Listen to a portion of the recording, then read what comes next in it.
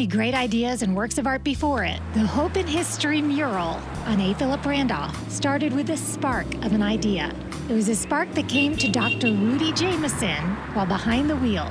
It's June 2017, and I'm traveling north across the Hart Bridge. And if you've been across the Hart Bridge, once you start descending, if you look to your right, there are these murals on these huge silos.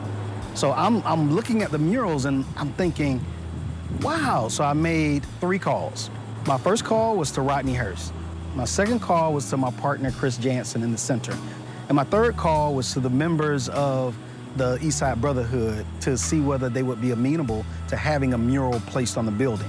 And then we started the work. We started recruiting the students. So we recruited 25+ students from all around Jacksonville. So the students actually participated in not only the curriculum and instruction, but the installation of the mural as well. Dr. Chris Jansen explained that the process included so much more than just painting a wall. The actual construction of the mural, I think, took about 4 months. So, really they started meeting and conceptualizing it, working with the community to make sure they captured the story in a way that would have the power that it really should. And then the actual physical construction of this really took place over the entire summer of 2018. So it was a wonderful thing to see it coming along. And then having dialogue with people who came by, curious about what these images were, because as many know, this story, as powerful as it is not well known. It's not as known as well as it should be. It seems fitting that high school students would be involved in the mural's construction. In 1960, a group of mostly high school students led an effort to desegregate the lunch counters downtown. Nationwide, most of those protests were comprised of college students, but here, it was high school students whose political imaginations have been enlivened by their 8th grade social studies teacher, Rutledge Pearson.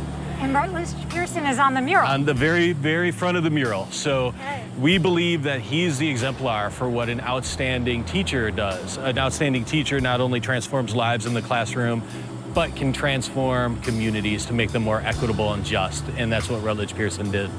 Rodney Hurst was there. First name is Rodney, R-O-D-N-E-Y. Middle initial L, last name Hurst, H-U-R-S-T. Can you tell me who that young man is right there? That was me at age 16. I was president of the Youth Council, NAACP, and was one of 3 leaders of the sit-in demonstrations at Woolworth, Grants, in fact, all of the downtown department stores. That was August 13th, 1960. We sat in for 2 weeks, and even though these stores invited us in, black shoppers, to spend our money, they only wanted us to spend money where they wanted us to spend money. We felt that was degrading and insulting, and that's the reason why we demonstrated, and why we demonstrated at lunch counters, because lunch counters were visible vestiges of racism and segregation that we could dramatize our opposition to racism and segregation. What happened on this fateful day that was different than the other times you did sit-ins in the previous week? Yeah, well, on this particular day here, the 13th, they closed the lunch counter. Read a statement, closed the lunch counter.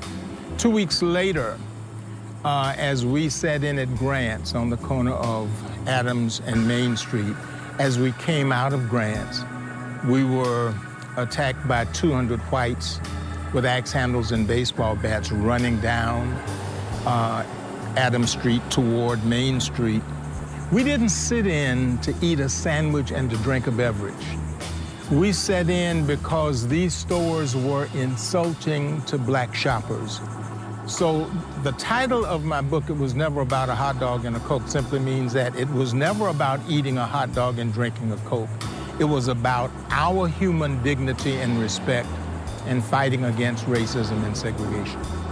You see, it was never about a hot dog and a Coke. And that's the message behind Hope in History, the mural that you, News4JAX viewers, voted Jack's Best Public Art. This is the plaque that goes along with the honor of being voted Jack's Best Public Artwork by viewers of Channel 4. There was no set list of nominees. We asked people to make suggestions and then vote, and this is the result. So thank you much. Thank you for creating this for Jacksonville. Absolutely. We're humbled. We very much appreciate it. Thank you, Jacksonville, Florida, for voting the Hope in History mural Jacksonville's best public art. That was amazing. Isn't that incredible? Yeah.